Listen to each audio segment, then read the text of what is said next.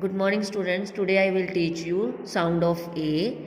उसमें बेटा A sound के होते हैं ag sound, A G ag sound, A M sound और A P ap sound.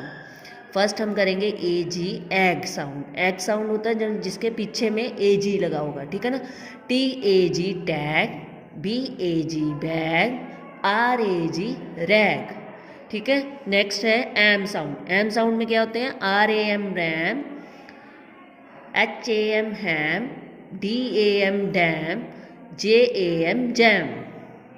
Next है ऐप साउंड। ऐप साउंड में होंगे M A P map, T A P tap, L A P lab, C A P cab, G A P gap, N A P nap, R A P rap, S A P SAP.